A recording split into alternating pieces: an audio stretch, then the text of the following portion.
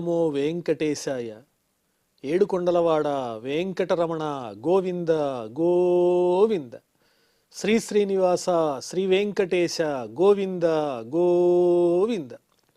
కలియుగ ప్రత్యక్ష దైవం శ్రీనివాస పరబ్రహ్మ అనుగ్రహ విశేషంతో శ్రీమద్భాగవతంలో దశమస్కంధంలోని విశేషాలు యథాశక్తి తెలుసుకుంటూ ఉన్నాం. నారాయణం నమస్కృత్య నరం చైవ నరోత్తమం దేవీం సరస్వతీం వ్యాసం తతో జయముదీరయేత్. సుఖయోగీంద్రుల వారు పరీక్షిన్ మహారాజునకు శ్రీకృష్ణస్వామి దివ్య లీలా విశేషాలను వర్ణించి చెబుతూ ఉన్నారు. ముచుకుందుల వారు శ్రీకృష్ణస్వామిని చూచి పరవశించి ఆయనే పరమాత్ముడని తెలుసుకుని శ్రీ మహావిష్ణువుగా గుర్తించి ఆయన్ని స్తోత్రం చేస్తూ ఉన్నారు. పురా రథైర్హేమ పరిష్కృతైశ్చరన్ మతంగజైర్వా నరదేవ సంగీతః స ఏవ కాలేన దురత్యయేన తే కళేవరో విట్ క్రిమిభస్మ సంగీతః.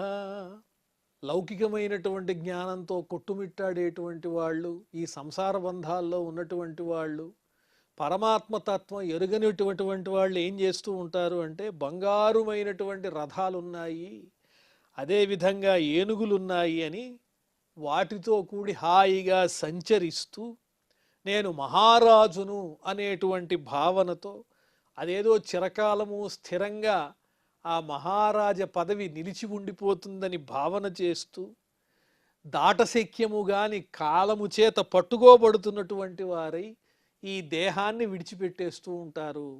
ఆ దేహం అనేది నశించిపోయిన తర్వాత మహారాజు పదవి ఉంటుందా? రథాలుంటాయా? గుర్రాలుంటాయా? ఏనుగులుంటాయా? అందువల్ల ఈ దేహము ఉన్నప్పుడే, మానవ జన్మ ధరించినప్పుడే ఐశ్వర్యం మీద, పదవుల మీద ఆలోచన పెట్టకుండా, మృత్యువు ఎప్పుడొస్తుందో, ఏ క్షణమైనా మన్ని కబళించవచ్చు అనేటువంటి ఆలోచనతో త్వరపడి ధర్మం మీద బుద్ధి ప్రసరణ చెయ్యాలి, అలాగే భగవద్జ్ఞానాన్ని సంపాదించుకోవాలి అని ముచుకుందుల వారు తెలియజేస్తూ, కళేవరో విట్కృమి భస్మ సంగీతః. ఇంకా ఈ దేహం అనేది నశించిపోయిన తర్వాత ఆ దేహము అగ్ని చేత దహింపబడుతుంది, లేదా క్రిమికీటకాదుల చేత భక్షింపబడుతుంది. అప్పుడు ఈ మహారాజ పదవి ఉంటుందా? ఈ ఐశ్వర్యం ఉంటుందా? కాబట్టి దేహం అనేటువంటిది అశాశ్వతమైనది. నిర్జిత్య దిక్చక్రమభూత విగ్రహో వరాసనస్థ సమరాజవందితః గృహేషు మైథున్య సుఖేషు యోషితాం క్రీడామృగః పూరుష ఈశనీయతే. స్వామి, లోకాన్నంతా జయించాను, దిక్కులన్నీ నా అధీనంలో ఉన్నాయి, నన్ను జయించగలిగేవాడు ఈ లోకంలోనే లేడు, ఉత్తమమైనటువంటి రాజాసనంలో నేను ఆసీనున్నై ఉన్నాను, నా తోటి మహారాజులంతా నా పాదాలకి దండం పెట్టి వాళ్ళ కిరీటాలు నా పాదాలకు ఆనిస్తూ ఉన్నారు అని ఎంతగా అహంకరించేటువంటి పురుషుడైనా కూడా స్త్రీ సుఖానికి లోలుడై ఒక క్రీడామృగల్లా సంచరించవలసిందే. గృహేషు మైథున్య సుఖేషు యోషితాం. స్త్రీ సంబంధమైనటువంటి వ్యామోహంతో కూడి ఇంత గొప్పవాణ్ణి అనుకునేటువంటి మహారాజు కూడా ఒక క్రీడామృగంలాగా త్రిప్పబడుతూ స్త్రీ వశుడైపోయి, స్త్రీ లోలుడై, వ్యసనపరుడై ఉంటాడే తప్ప పరమార్థాన్ని గ్రహించలేడు కదా. కరోతి కర్మాణి తపస్సు నిష్ఠితో నివృత్త భోగ తదపేక్షయా దదత్ పునశ్చ భూయేయమహం స్వరాడితి ప్రవృద్ధతర్షో నసుఖాయ కల్పతే. ఇంకొంతమంది ఉంటారు, కష్టపడి తపస్సు చేస్తారు, ఇంద్రియ నిగ్రహాన్ని సంపాదిస్తారు, భగవద్ అనుగ్రహాన్ని సముపార్జించుకుంటారు, తుచ్చమైనటువంటి కోరికలు కోరి మరలా విషయలంపటాల్లో పడతారు. సంపాదించినటువంటి ఆ తపశ్శక్తితో మోక్షాన్ని సాధించాలనేటువంటి ఆలోచన లేకుండా మళ్ళీ భోగాల్లో పడి, మోక్ష ఇచ్ఛ లేకుండా నేను గొప్పవాణ్ణి అనే భావానికి లోనై మళ్ళీ కోరికలు పెరిగినటువంటి వాళ్ళై సుఖపడుతున్నాం అనుకుని మళ్ళీ దుఃఖసాగరంలోనే పడిపోతూ ఉంటారు. చేసిన తపస్సు, నిష్ఠ అన్నీ వ్యర్థమైపోతాయి ఈ లౌకికమైన కోరికల్ని కోరటం చేత. భవాపవర్గో భ్రమతో యథా భవేత్ జనస్య తర్హ్యచ్యుత సత్సమాగమః సత్సంగమో యర్హి తదైవ సద్గతౌ పరావరేశే త్వయి జాయతే మతి. ఎప్పుడైతే నీ అనుగ్రహం కలుగుతుందో, ఎప్పుడైతే ఈ భవసాగరం ఇక మనని విడిచిపెట్టిపోయి మోక్షానికి దగ్గరవుతూ ఉంటామో అప్పుడు మాత్రమే మనకి సత్సంగం లభిస్తుంది. జనస్య తర్హ్యచ్యుత సత్సమాగమ. సత్పురుషులతో సాధువులతో ఎప్పుడైతే మనకి చక్కని కలయిక ఏర్పడుతుందో అప్పుడే భగవద్ అనుగ్రహానికి మనం చేరువవుతున్నామని అర్థం చేసుకోవాలి. ఆ సత్సంగమం వల్ల సత్సంగమో ఎరిహి తదైవ సద్గతౌ. సద్గతిని పొందాలి అంటే సత్పురుషులతో సంగం ఉండాలి, భక్తులతో కలయిక ఉండాలి. అప్పుడు పరావరేశే త్వయి జాయతే మతి. సత్సంగం ఎప్పుడైతే ఉంటుందో, భక్తులతో కలయిక ఉంటుందో అప్పుడు పరమాత్మవైనటువంటి నీ యందు బుద్ధి తప్పకుండా లగ్నమవుతుంది. కాబట్టి దేహాన్ని ధరించినందుకు సత్పురుషులతో భక్తులతో చక్కని సాంగత్యం కలిగి పరమాత్మని స్మరించాలి, కీర్తించాలి. అదే ముక్తికి మార్గం అని చెబుతున్నారు. మన్యే మమానుగ్రహ ఈశతే కృతో రాజ్యానుబంధాపగమో యదృచ్ఛయ యః ప్రార్థ్యతే సాధుభిరేకచర్యయ వనం వివిక్షద్భిః అఖండ భూమిపై. అరణ్యానికి వెళ్ళి తపస్సు చేసుకోవాలని కోరుకునేటువంటి రాజులు ఎవరైతే ఉంటారో వాళ్ళందరూ కోరుకునే కోరిక ఈనాడు నాకు తీరిపోయింది. రాజ్య సంబంధమైనటువంటి భోగాలతో నాకు విచ్ఛిత్తి ఏర్పడింది. ఆ భోగాలన్నీ ఇక నాకు అంటటం లేదు. రాజ్యానుబంధ అపగమ. ఆ రాజ్యంతో ఉండే సంబంధం నీ వంటి మహానుభావుని యొక్క అనుగ్రహం చేత ఆ సంబంధం కాస్త నశించిపోయింది. నీ అనుగ్రహం నాకు కలిగింది. యః ప్రార్థ్యతే సాధుభిః ఏకచర్యయ. సాధువులైనటువంటి వాళ్ళు ఈ రకమైనటువంటి కోరికనే కోరుతూ ఉంటారు, ఏ విధమైన బంధాలు ఉండద్దని. దైవవశం చేత నీ అనుగ్రహం చేత నాకు ఆ రాజపదవితో ఉన్న సంబంధం ఏనాడో పోయింది. వనం వివిక్షద్భిః అఖండ భూమిపై. వనాన్ని ప్రవేశించేటువంటి వాళ్ళంతా, తపస్సు చేయాలనుకునే వాళ్ళంతా ఏదైతే కోరుకుంటారో ఆ కోరిక ఈనాటికి నాకు లభించింది. సజ్జనులైనటువంటి మహారాజులు అరణ్యంలో ప్రవేశించి ఏదైతే సాధించాలనుకుంటారో అది నీ అనుగ్రహం వల్ల నాకు ఎంతో అలవోకగా కలిగిందయ్యా మహానుభావ. నకామయేన్యం తవ పాద సేవనాత్ అకించన ప్రార్థ్యతమాద్వరం విభో ఆరాధ్యకస్త్వాం హ్యపవర్గదం హరే వృణీత ఆర్యో వరమాత్మ బంధనం. నాకు నీ పాదసేవ కంటే వేరైంది ఏమీ అక్కర్లేదు. నీ పాదాలను సేవించటమే నాకు పరమమైనటువంటి వరము, అదే కావాలి. తుచ్చమైనటువంటి ముక్తి ఇవ్వలేనటువంటి నీచమైన కోరికలు భోగసుఖాలు నాకేమీ వద్దు. నీ అంతటి వాణ్ణి పూజించి నీ అంత మహానుభావుడు ప్రత్యక్షమైతే మోక్షాన్ని ఇవ్వగలిగే సమర్థుడైనటువంటి పరమాత్ముడు ఎదురుకుండా కనిపించినప్పుడు సాధు అయినటువంటి వాడు ఎవడైనా సరే మోక్షాన్ని కోరతాడు. కానీ మళ్ళీ సంసార బంధంలో పెట్టేటువంటి తుచ్చమైన వరాలు ఎవరైనా కోరుకుంటారా? నాకు నీ పాదసేవే కావాలి, అంతకన్నా నీచమైనటువంటి విషయ సుఖాలకు సంబంధించిన కోరికలు నాకు ఏమాత్రమూ లేవు అంటున్నారు ముచుకుందుల వారు.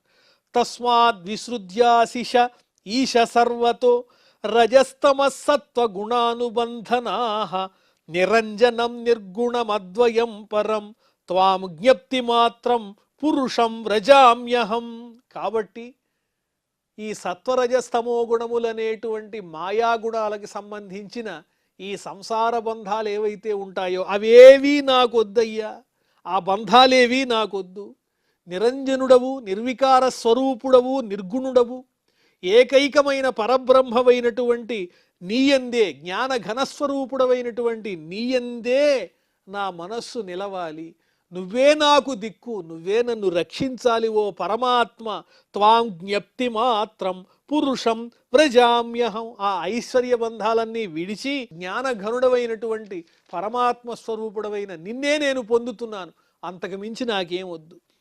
చిరమిహ వృజినార్త తప్యమానోనుతాపైః అవితృషషడమిత్రో అలబ్ధ శాంతి కథంచిత్ శరణద సముపేతః త్వత్పదాబ్జం పరాత్మన్ అభయమమృత శోకం పాహిమాపన్నమీశ.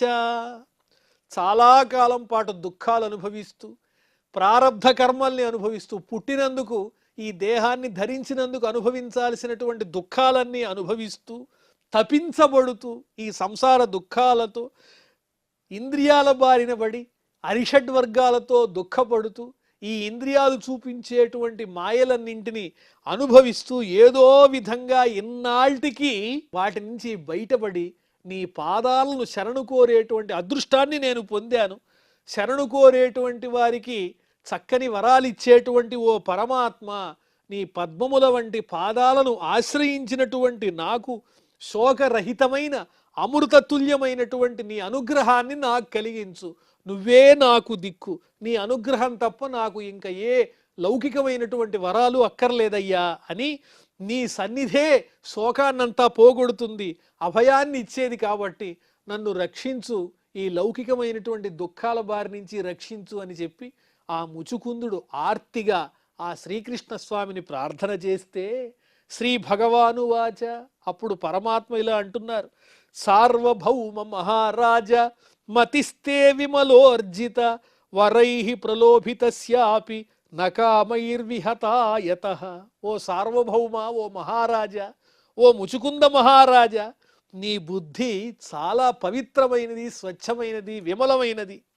ఎన్ని రకాలైన వరాలు కోరుకోమని ప్రలోభ పెట్టినప్పటికీ కూడా లౌకికమైనటువంటి వరాలతో నీ బుద్ధి ఎక్కడా కల్మషాన్ని పొందలేదు. నీవు స్వచ్ఛంగా నన్నే శరణు కోరుతూ ఉన్నావు, లౌకికమైన వరాలకి ప్రలోభపడలేదు. ప్రలోభితో వరైర్యత్వం అప్రమాదాయ విద్ధి తత్ నధీర్మయ్యేక భక్తానాం ఆశీర్భిః భిద్యతే క్వచిత్. ఏకాంత భక్తానాం ధీః న భిద్యతే.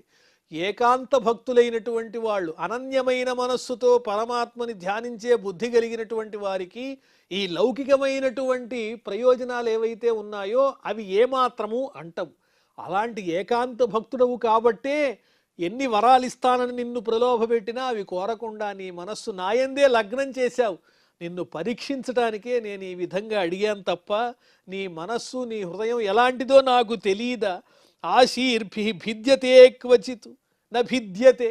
నా యొక్క అనుగ్రహ విశేషం చేత ఏకాంత భక్తులైనటువంటి వారి హృదయం లౌకికమైన ప్రయోజనాల్ని ఎట్టి పరిస్థితుల్లోనూ కోరదు. యుంజానానాం అభక్తానాం ప్రాణాయామాదిభిర్మనః అక్షీణ వాసనం రాజన్ దృశ్యతే పునరుత్థితం. నా మీద భక్తి లేకుండా ఎన్ని ప్రాణాయామాలు చేసినా, ఎన్ని వ్రతాలు చేసినా ప్రయోజనం ఏమాత్రమూ లేదు. నా యందు మనస్సు స్థిరంగా నిలిపినప్పుడే కోరికల పట్ల ఉన్న ఆశలన్నీ పోతాయి. లేకపోతే ఎంత ప్రాణాయామం చేసి తపస్సు చేసినప్పటికీ కోరికల మీద మళ్ళీ మళ్ళీ ఆశ పుడుతూనే ఉంటుంది. అది అంతమవదు, నా మీద దృష్టి నిలవదు. కాబట్టి ఎప్పుడైతే నా యందు భక్తి ప్రపత్తులు ప్రారంభమవుతాయో అప్పుడే ఈ కోరికలు కూడా క్షీణించటం ప్రారంభమవుతుంది అని చెబుతున్నారు. విచరస్వ మహీంకామం మయ్యావేశిత మానసః అస్త్వేవ నిత్యదాతుభ్యం భక్తి మయ్యనపాయిని. కాబట్టి ఓ మహారాజా, నీకు నచ్చినట్లుగా హాయిగా ఈ భూమి మీద సంచరించు. నువ్వు నాయందే నిలబెట్టబడినటువంటి మనస్సు కలిగినటువంటి వాడివై చక్కగా సంచరించు ఈ భూమి మీద. ఎల్లప్పుడూ నీకు నాయందే మనస్సు ఉండే విధంగా ఎడబాటు లేనటువంటి నా యొక్క భక్తిని నీకు నేను అనుగ్రహిస్తున్నాను. క్షాత్రధర్మ స్థితో జంతూన్ న్యవధీహి మృగయాదిభిః సమాహితస్తత్తపసా జహ్యహం మధుపాశ్రిత. నీవు క్షత్రియ ధర్మంలో ఉన్నప్పుడు ఏం చేశావంటే ఎన్నో మృగాలను వేటాడి సంహరించావు. మృగయాదిభి, వేటాడడం ద్వారా ఎన్నో జంతువులను, సాధు జంతువుల్ని కూడా నువ్వు హింసించావు, చంపావు, సంహరించావు. కాబట్టి ఆ పాపం అంతా పోవాలంటే నాయందే నీ మనస్సు నిలిపి తపస్సు చేస్తూ నన్ను ఆశ్రయించినటువంటి వాడివై ఆ పాపాన్ని ముందు నువ్వు పోగొట్టుకో. ఓ ముచుకుందా, నువ్వు క్షత్రియ ధర్మంలో ఉన్నప్పుడు చేసినటువంటి ఆ పశుహింస ఏదైతే ఉందో ఆ హింసకు సంబంధించిన పాపం పోవాలంటే నాయందే మనస్సు లగ్నం చేసి నువ్వు ముందు తపస్సు ఆచరించు. జన్మన్యనంతరే రాజన్ సర్వభూత సుహృత్తమః భూత్వా ద్విజవరస్త్వం వై మాముపై శశి కేవలం.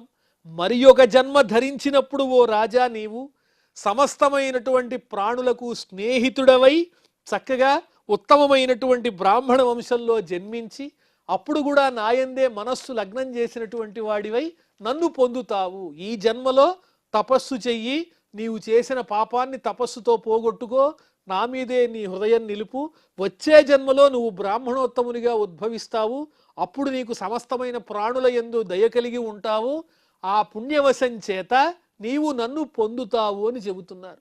ఎవరైతే సమస్త ప్రాణుల యందు దయగలిగి సమాన భావంతో ఉంటారో వారికి పరమాత్మని అనుగ్రహం లభిస్తుంది. ఇక్కడితో మనం దశమ స్కంధంలో 51వ అధ్యాయాన్ని పరిపూర్ణం చేసుకున్నాం. ఇప్పుడు 52వ అధ్యాయంలో ప్రవేశిస్తున్నాం. ఇత్థం సోను గృహీతోంగ కృష్ణేనేక్ష్వాకునందన తం పరిక్రమ్య సన్నమ్య నిశ్చక్రామ గుహాముఖాత్. ఈ విధంగా శ్రీకృష్ణ స్వామిని దర్శించినటువంటి ముచుకుందుల వారు ఆయనకి చక్కగా ప్రదక్షిణం చేసి ఇక్ష్వాకు వంశంలో జన్మించిన మహారాజు శ్రీకృష్ణస్వామికి నమస్కారం చేసి ఆ గుహ నుంచి బయలుదేరి వెళ్ళిపోయారు. సవీక్ష్య క్షుల్లకాన్మర్త్యాన్ పశూన్ వీరుద్వనస్పతీన్ మత్వా కలియుగం ప్రాప్తం జగామ దిశముత్తరాం. ఆయన గుహ నుంచి బయటికి రాగానే ప్రాణులు, వృక్షాలు ఇవన్నీ కనిపిస్తున్నాయి. అవన్నీ స్వల్పంగా చిన్న చిన్నవిగా కనిపిస్తూ ఉన్నాయి. ఆయన ఎప్పటివాడు, ఏనాడో నిద్రలోకి వెళ్ళాడు ఆయన. ఇప్పుడు అల్పమైనటువంటి ప్రమాణంలో ఉన్నటువంటి మానవుల్ని, పశువులను, లతలను, వృక్షాలను చూచి కాలం మారిపోయింది, కలియుగం దగ్గర పడుతోంది, అందువల్లే ఈ వృక్షముల యొక్క, మానవుల యొక్క, పశువుల యొక్క ప్రమాణాలన్నీ తగ్గిపోతూ ఉన్నాయి అని భావన చేస్తూ ఉత్తర దిక్కుగా ఆ మహారాజు వెళ్ళిపోయాడు. తపశ్రద్ధాయుతో ధీర నిస్సంగో ముక్త సంశయ సమాధాయ మనఃకృష్ణే ప్రావిశత్ గంధమాదనం. ఈ విధంగా ఆ ముచుకుంద మహారాజు తపశ్శక్తితో కూడినటువంటి వాడై, శ్రద్ధగా, ధీరుడై, సంగములన్నీ విడిచిపెట్టి, సందేహమేమాత్రమూ లేకుండా మనస్సుని కృష్ణుని యందే లగ్నం చేసినటువంటి వాడై గంధమాదన పర్వత ప్రాంతానికి చేరుకున్నాడు ఆ మహారాజు. బదర్యాశ్రమమాసాద్య నరనారాయణాలయం సర్వద్వంద్వ సహశాంత తపసారాధయత్ హరిం. బదరికాశ్రమాన్ని చేరుకున్నాడు ఆయన. అక్కడి నుంచి నరనారాయణులు ఎక్కడైతే తపస్సు ఆచరించారో వారి తపస్సుచే పవిత్రమైనటువంటి నరనారాయణాశ్రమ ప్రాంతం బదరికాశ్రమాన్ని చేరుకుని ద్వంద్వములన్నింటినీ సహిస్తూ, ద్వంద్వములు అంటే సుఖదుఖాలు, శీతోష్ణములు, రాగద్వేషాలు, ఇలాంటి ద్వంద్వములు ఏవైతే ఉంటాయో అవన్నీ విడిచిపెట్టినటువంటి వాడై శ్రద్ధగా తపస్సుతో ఆ శ్రీ మహావిష్ణు స్వరూపాన్ని ధ్యానిస్తూ తపస్సు చేశాడు ఆ మహారాజు ముచుకుందుడు. భగవాన్ పునరావ్రజ్య పురీం యవనవేష్టితాం హత్వామ్లేచ్ఛ బలం నిన్యే తదీయం ద్వారకాం ధనం. పూజ్యుడైనటువంటి శ్రీకృష్ణస్వామి ఈ విధంగా కాలయవనుణ్ణి ఆ విధంగా మరణించే విధంగా చేసి అక్కడి నుంచి తన రాజ్యానికి తిరిగి వచ్చాడు. వచ్చేటప్పటికీ ఆ పట్టణం చుట్టూ, మధురా పట్టణం చుట్టూ ఈ కాలయవనుని సైన్యం, లేచ్చులంతా కూడా ఆక్రమించి ఉన్నారు. వాళ్ళని చూచాడు శ్రీకృష్ణుడు. చూచి వాళ్ళందరినీ తన పరాక్రమంతో నాశనం చేసి వాళ్ళకి సంబంధించినటువంటి సంపదలన్నీ తీసుకుని ద్వారకా నగరానికి చేరుకున్నాడు.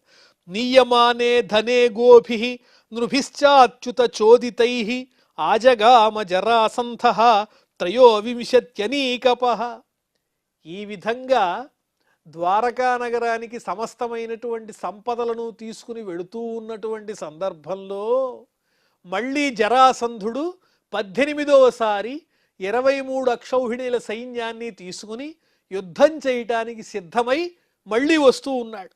విలోక్య వేగ రభసం రిపు సైన్యస్య మాధవౌ మనుష్య చేష్టామాపన్నౌ రాజన్ దుద్రువతు ధృతం. అప్పుడు బలరాముడు కూడా కృష్ణునితో కలిశాడు.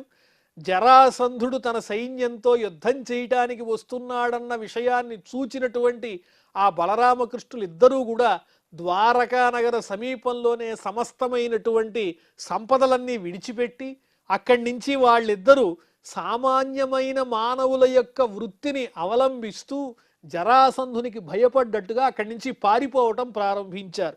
మనుష్య చేష్టామాపన్నౌ రాజన్ దుద్రువతు ధృతం, వెంటనే అక్కడి నుంచి బయలుదేరి పారిపోతున్నారు. విహాయ విత్తం ప్రచురం అభీతౌ భీరుభీతవత్, వాళ్ళు భయపడలేదు, కానీ భయపడుతున్నట్లుగా జరాసంధుణ్ణి మాయ చేసి తాము తెచ్చినటువంటి సంపదనంతటినీ అక్కడే విడిచిపెట్టి అక్కడి నుంచి జరాసంధుణ్ణి దారి మళ్లిస్తూ పరిగెత్తుకుంటూ వెళ్ళిపోయారు. పద్భ్యాం పద్మ పలాశాభ్యాం చేరతు బహుయోజనం, సున్నితమైనటువంటి పద్మాల్లాంటి చిగురుటాకుల్లాంటి పాదములతో బలరామకృష్ణులు పరిగెత్తుకుంటూ ఎన్నో యోజనాల దూరం వెళ్ళారు. పలాయమానౌ తౌ దృష్ట్వా మాగధః ప్రహసన్ బలి అన్వధావత్ రథానీకైః ఈశయోః అప్రమాణవిత్, పరిగెత్తి పారిపోతూ ఉన్నటువంటి బలరామకృష్ణుల్ని చూచినటువంటి జరాసంధుడు నవ్వుకున్నాడు. ఆహా, నన్ను చూసి బలరామకృష్ణులు భయపడి పారిపోతున్నారని ఆనందంగా నవ్వుతూ తన సైన్యంతో పాటు బలరామకృష్ణుల వెంటపడ్డాడు. అతనికి ఏమి తెలుసు ఈ బలరామకృష్ణుల యొక్క నిజమైనటువంటి శక్తి సంపద జరాసంధుడు ఎరుగడు గదా. ప్రధృత్య దూరం సంశ్రాంతౌ తుంగమారుహతాం గిరిం ప్రవర్షణాఖ్యం భగవాన్ నిత్యదా యత్ర వర్షతి. ఈ విధంగా పారిపోతున్నట్లు నటిస్తున్నటువంటి బలరామకృష్ణులు ఇద్దరూ కూడా జరాసంధుడు సైన్యంతో వెంటబడుతూ ఉంటే పరిగెత్తి పరిగెత్తి అలిసిపోయి చిట్ట చివరికి ఎత్తుగా ఉన్నటువంటి ప్రవర్షణము అనే పేరు కలిగినటువంటి పర్వతాన్ని అధిరోహించారు. ఆ పర్వతం పేరు ప్రవర్షణగిరి. ఎందుకు ఆ పేరు వచ్చింది ఆ పర్వతానికి అంటే అక్కడ ఎప్పుడూ వర్షం పడుతూనే ఉంటుంది. భగవాన్ నిత్యదా యత్ర వర్షతి, మేఘుడు అక్కడ ఎప్పుడూ వర్షిస్తూనే ఉంటాడు. అందువల్ల ఆ పర్వతానికి ప్రవర్షణగిరి అని పేరు వచ్చింది. ఆ ఎత్తైనటువంటి పర్వతాన్ని అధిరోహించారు వాళ్ళిద్దరూ. గిరౌ నిలీనౌ ఆజ్ఞాయ నాధిగమ్య పదం నృప దదాహ గిరిమేధోభి సమంతాత్ అగ్నిముత్సృజన్. వాళ్ళు పర్వతం మీదకి అధిరోహించేటప్పటికీ ఆ పర్వతంలో దాక్కున్నటువంటి బలరామకృష్ణుల్ని వెతకటం కోసం జరాసంధుడు ప్రయత్నించాడు. ఆ పర్వత ప్రాంతం బాగా తెలిసినటువంటి తన సైనికుల్ని ఆ పర్వతం మీదకి పంపించి వాళ్ళు ఎక్కడున్నారో వెతకమని అన్వేషించమని ఆజ్ఞాపించాడు. వాళ్ళు బాగా వెతికారు జరాసంధుని ఆజ్ఞతో, కానీ బలరామకృష్ణులు ఎక్కడా కనిపించలేదు. దాంతో కోపం వచ్చినటువంటి జరాసంధుడు దదాహ గిరిమేధోభి సమంతాత్ అగ్నిముత్సృజన్ను, ఆ పర్వతం మీద నిప్పు పుట్టించాడు. నిప్పు పుట్టించి ఆ నిప్పులో బలరామకృష్ణులు దహింపబడాలి అనేటువంటి కోరికతో ఆ పర్వతాన్ని దహించటం ప్రారంభించాడు నిప్పుతో. తత ఉత్పత్య తరస దహ్యమాన తటాదుభౌ దశైకయోజనోత్తుంగాత్ నిపేతతురథో భువి. వెంటనే ఈ జరాసంధుడు చూడకుండా బలరామకృష్ణులు ఆ పర్వతం మీద నుంచి ఒక్కసారి దూకేశారు అగ్ని ప్రమాదం కలగకుండా. ఎంత ఎత్తుంది ఆ పర్వతము అంటే 11 యోజనాల ఎత్తుంది.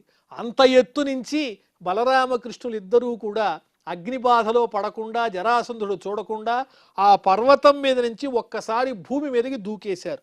దశైక యోజనోత్తుంగాత్, 11 యోజనాలు ఎత్తున్నటువంటి పర్వతం మీద నుంచి ఒక్కసారిగా భూమి మీద దూకి తప్పించుకున్నారు. అలక్ష్యమాణౌ రిపుణ సానుగేన యదూత్తమౌ స్వపురం పునరాయాతౌ సముద్ర పరిఖాం నృప.